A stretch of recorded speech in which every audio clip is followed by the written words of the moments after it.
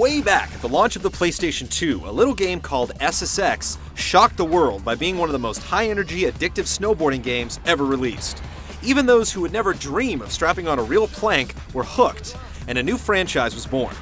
Since then, the series has been accused of some serious milking, with an extra 3 entries released in just a few years. Because of this, interest has slowly waned, but EA is betting the mountain that the Wii's new control scheme will get players to buy another lift ticket with SSX Blur. Does it stomp the landing, or sketch out?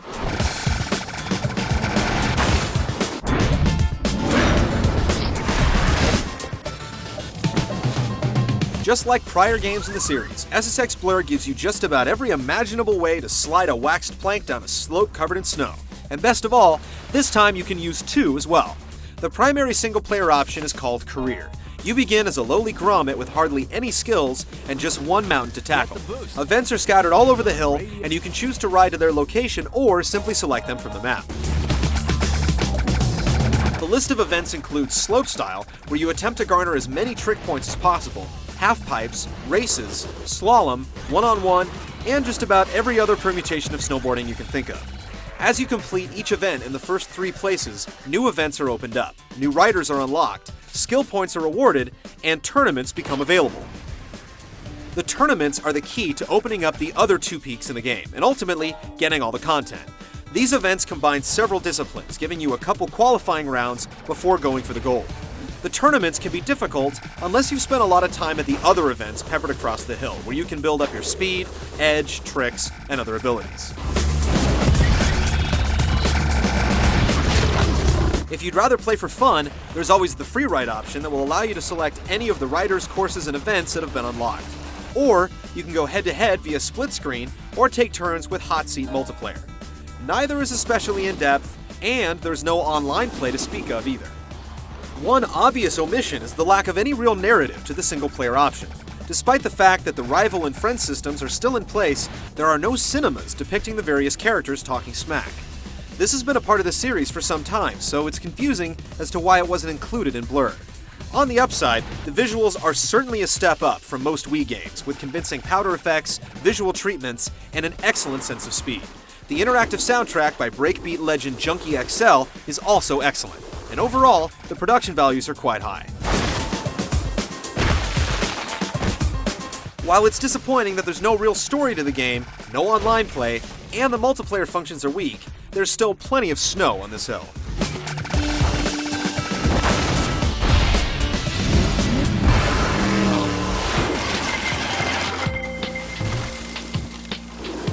SSX fans often argue over which entry in the series is the standout, but we'll go on record as saying that it's SSX Tricky. If you're a fan of the Run DMC influenced border, you're gonna love SSX Blur. It basically plays the same with one exception, the Wii's unique controller. You can still steer with the analog stick on the nunchuck, but not a whole lot. To really dig your edges down into the powder, you'll have to tilt the nunchuck left or right. Using the stick and the motion controls together takes some getting used to, but once you do, there's really no going back. You can carve and launch off hits so accurately with this system that you'll find yourself leaning left or right as you sit on your couch. Trick controls are another new addition. To pull off flips and spins, you simply move the Wii remote in that direction. Grabs are handled by holding the Z button on the nunchuck and then tilting it in the 4 different directions. Overall, there's nowhere near the trick variety in Blur that you get in other games in the series. Therefore, you'll find yourself pulling off the same tricks fairly regularly. As mentioned previously, the game is structured very much like SSX Tricky. As you land tricks, the groove meter will build, and when it maxes out, you can rip off some uber tricks. In the past, this was done with a combination of button presses, but in SSX Blur, you have to draw shapes on the screen with the Wii remote while holding the A button. In theory, this should work fine, but the Wii has some problems picking up the movement sometimes, which can often mean the difference between finishing in first or out of the medals. When it works, it's great. When it doesn't, it's incredibly annoying. The groove meter also controls the amount of turbo your boarder has. Managing it adds some semblance of strategy, but you ultimately get a little more turbo for your tricks than you probably should. But that's alright, because taking first place in the single events can be a real challenge, and you'll need all the turbo you can get. This is especially true in the plodding slalom events, where it seems like you'd get a faster time if you unstrapped your board and ran through the gates. SSX Blur has definitely made some sacrifices on its way to the Wii. There are fewer tricks, and the uber moves don't always work. But if the sensation of carving through 2 feet of powder and launching into the sky is important to you, there's no other snowboarding game that can replicate what the Wii controls provide.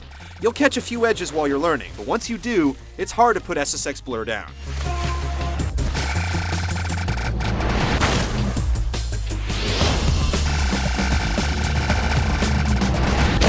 If you're a fan of the SSX series who has become disinterested over the past few years, SSX Blur will stoke the flames once again.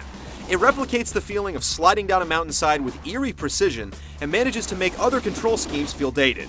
There's certainly plenty of opportunity for improvement with the sequel, but with a ton of content and even more fun, it's hard to go wrong with SSX Blur.